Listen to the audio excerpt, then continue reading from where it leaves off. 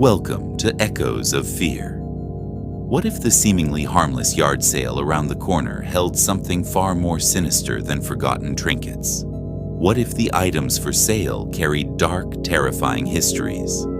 Tonight, we dive into 5 true stories that will make you think twice before stepping into the next sale. These are tales where the bargains were more than they seemed, and where the price may have been your very soul.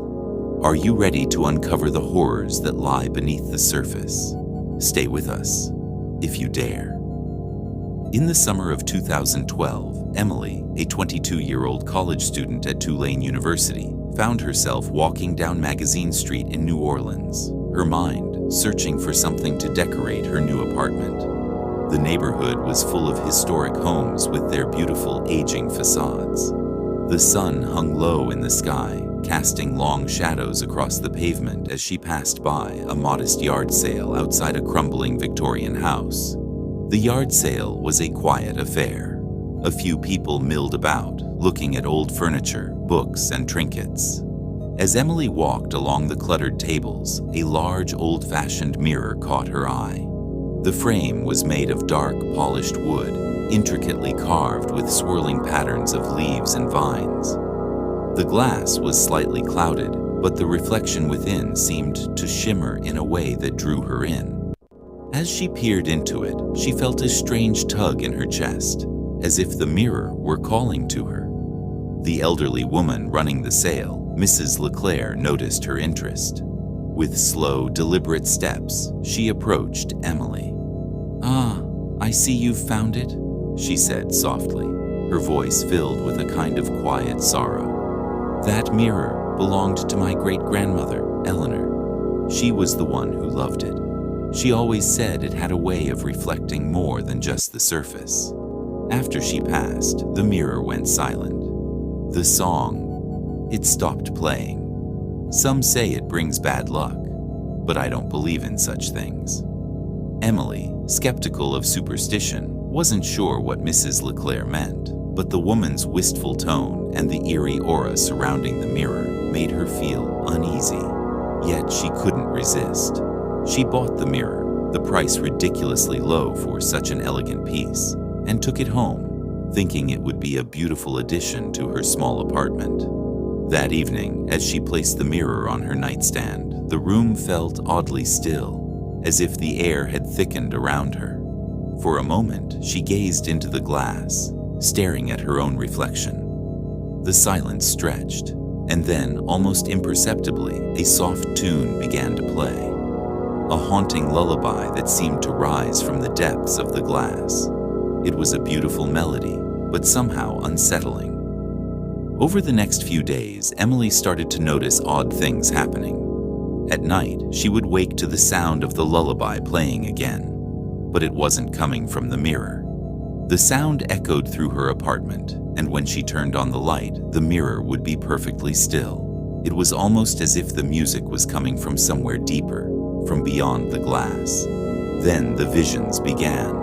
First, it was just shadows flickering at the corner of her eyes, but soon they took form. At night, she'd wake to see figures standing at the foot of her bed, shadows with no faces, just dark silhouettes. They would disappear when she blinked, leaving only the lingering echo of the lullaby in her ears. Terrified, Emily tried to throw the mirror away, but each time she did, it mysteriously reappeared on her nightstand. She tried locking it in her closet, but every morning it would be back, its haunting tune filling the room. Desperate, Emily returned to Mrs. Leclerc's house. When she arrived, she found the once beautiful Victorian house in disrepair. Windows boarded up, the porch sagging, and the lawn overtaken by weeds. No one answered the door. She knocked again and again, but there was no response. As she stood there, a shiver ran down her spine. In the distance, she noticed a faint glimmer, a reflection. It was the mirror, now sitting on the porch, bathed in a pale light. When she reached for it, she felt an overwhelming pull, as if the mirror were calling her back to it. The old woman, the house, the curse. It was all part of the same dark story. And in the reflection, Emily saw something that made her blood run cold. The shadowy figure of a woman standing just behind her, whispering a name she didn't recognize. Before we continue, I want to know if you still have the courage. Can you handle one more? Then let's move on to the next. In the fall of 2008, Greg and his girlfriend Lily, both in their late 20s, decided to spend a Saturday afternoon exploring a yard sale in the heart of Los Angeles. They'd been to dozens of yard sales before, hunting for quirky items to furnish their new apartment. This one, however, had a strange energy. The house was tucked away in a quiet neighborhood in Los Feliz, and as they approached, they noticed how the front yard looked a bit too tidy, almost as if the items were purposefully staged to create an eerie atmosphere. Among the assorted furniture, vintage books, and dusty records, Lily's eyes were drawn to a porcelain doll sitting on a small wooden chair, its eyes wide and glassy, its mouth frozen in a twisted grin. It was a striking doll, but something about it made Lily uneasy. The cracked porcelain face and the worn red dress were far too lifelike, almost as if the doll were staring directly at her. The elderly man hosting the sale, Mr. Holloway, noticed Lily's discomfort. He approached with slow, measured steps, his eyes sharp beneath his wrinkled brow. "That doll," he said, his voice low, "belonged to my daughter. She adored it. After she passed away, the doll was always there. Some say it holds her spirit, but I don't believe in that sort of thing. It's just a doll." Lily, intrigued despite herself, decided to buy the doll. As Greg and Lily left the sale, Lily couldn't shake the feeling that she was being watched. The doll's eyes seemed to follow her, and even though they were in the car now, she swore she could hear faint whispers from the back seat. It was ridiculous, she told herself. It was just an old, creepy doll. But deep down, a sense of dread grew within her. The first night the doll was in their apartment, things felt off. They set it on the mantel in the living room, thinking it would be an interesting decoration. But as the night wore on, they both felt the temperature in the room drop. Suddenly, a scraping sound echoed through the room, like nails on wood. Greg turned to see that the doll had moved. It wasn't where they had left it. Its head was now turned at an unnatural angle, and its mouth was slightly open. As days passed, the doll began to appear in different places. On the kitchen counter, next to the couch, in the hallway, always staring at them with that unsettling grin. They tried to ignore it, but the doll seemed to have a will of its own, moving when they weren't looking. Lily and Greg began hearing eerie whispers at night, calling Lily's name in a low, guttural voice. The whispers grew more frantic, until one night, Lily awoke to find the doll sitting on their bed, its smile now wider and mocking. Greg tried to get rid of the doll, but it always returned, no matter where they left it. One night, when he opened the door to dispose of it, he found the doll sitting on their porch, its head tilted, as if waiting. Frightened, they returned to the yard sale, only to find the house abandoned and the sale gone, with only the doll left behind, staring at them in eerie silence. Before we continue, I want to thank even those of you who just watch, as it helps the channel so much. If you could subscribe and leave a like on the video, it would make a huge difference to me, allowing me to keep posting the content I love. Now, let's move on to the third story. In the fall of 2015, Jake, a 34-year-old writer who lived in Portland, Oregon, decided to visit a neighborhood yard sale near the Willamette River. He had just moved into a new apartment and was looking for some old books to add to his personal library.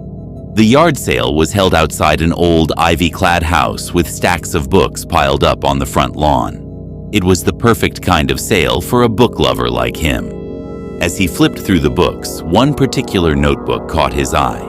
It was leather-bound, worn with age, and the pages inside were yellowed and fragile. On the cover, in faded gold script, it read, "The Things We Can't Forget." He opened it, his fingers grazing the fragile paper. The handwriting inside was elegant and flowing, but the words were unsettling. The entries described vivid visions of dark figures, creatures lurking in shadows, and places that felt familiar yet impossible.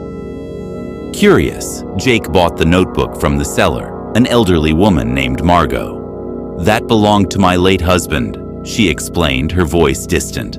"He was a writer, you see, and he filled this notebook with his thoughts before he vanished. He was never the same after he started writing it. Some people say he was haunted."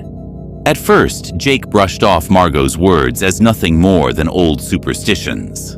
But as he read through the notebook that evening, he started to feel an eerie connection to the strange stories written inside. He couldn't stop reading. The entries became more disturbing, detailing places Jake had never visited, but felt he knew intimately. The further he read, the more the visions seemed to bleed into his own life. He began seeing the dark figures that were described in the notebook, tall, shadowy figures with hollow eyes. Jake dismissed it as his imagination running wild, but the visions became more intense. Every night, they grew more vivid. He could feel the cold breath of the figures brushing against his skin, hear their whispers in the wind.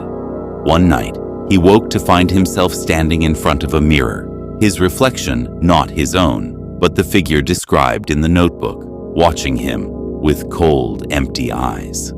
Desperate, Jake tried to burn the notebook, but it wouldn't burn. No matter how much he tried, the flames wouldn't touch it. He returned to Margot's house to find answers, but when he arrived, the house was abandoned. The yard sale was gone, and there was no trace of Margot or her husband. All that remained was the notebook, which had somehow made its way back into his hands. He couldn't escape it. And soon, he realized he was now part of the story. Now, let's move on to the second to last story. But fair warning, it's not the easiest one to swallow. Let's dive in. In the spring of 2011, Sarah, a 25-year-old music enthusiast from Brooklyn, New York, stumbled upon a yard sale in Williamsburg on a quiet Sunday afternoon. The sale was being hosted by an eccentric older couple who lived in a small brownstone. The shelves were stacked with crates of old vinyl records, and Sarah, who was always on the lookout for hidden gems, began to dig through them. One record in particular caught her attention, a plain black album with no cover or label. The vinyl itself was cracked in places, but it was the eerie image printed on the center label that intrigued her. A dark forest under a full moon, with twisted trees reaching out like fingers. It seemed out of place, but there was something magnetic about it.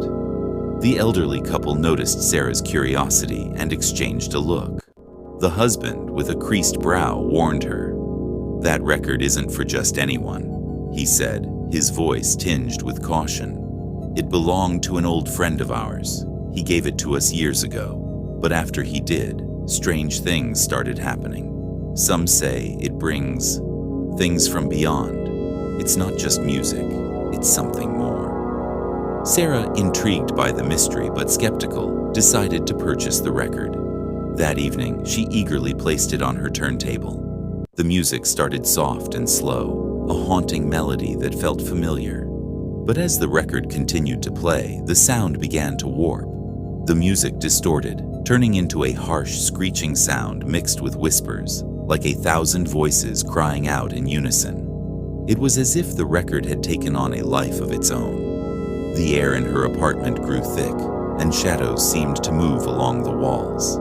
Sarah felt a chill, as if something unseen was brushing against her skin. The whispers grew louder with each passing night. She tried to destroy the record, to throw it away, but no matter what she did, it always returned. The more she tried to escape, the more the whispers followed her, growing clearer, more insistent, until they were right next to her. One night, she woke to find the old couple standing at her door. "We told you," they said. "The music. It doesn't stop. You must return it." But when Sarah opened the door, the couple was gone, and the record had vanished. And the whispers? They never stopped. We're almost at the end, but don't forget to leave a comment sharing your own stories. Who knows? They might just turn into a video on the channel. Let's keep going. In 2018, Mark and his wife Claire attended a yard sale in a historic district of Charleston, South Carolina. The sale was hosted by a widow named Mrs. Whitmore, who lived in a grand old house with ivy crawling up the sides. The front yard was full of items, furniture, old books, and jewelry. Claire was immediately drawn to a box of vintage rings. Among the collection was a beautiful antique wedding ring with an intricate design, twisted vines and delicate flowers adorning the band. Mrs. Whitmore noticed Claire's fascination with the ring. "That ring belonged to my daughter," she said softly, her eyes darkening. "She wore it before she disappeared. I couldn't let go of it. Some people say it's cursed, that it calls to those who shouldn't have it." Despite the eerie warning, Claire was captivated. She bought the ring, and from the moment she wore it, a strange, unsettling feeling began to creep over her. At first, it was subtle, a slight pressure on her chest, a fleeting sense of being watched. But as the days passed, the feeling grew stronger. She began hearing whispers at night, words she couldn't understand.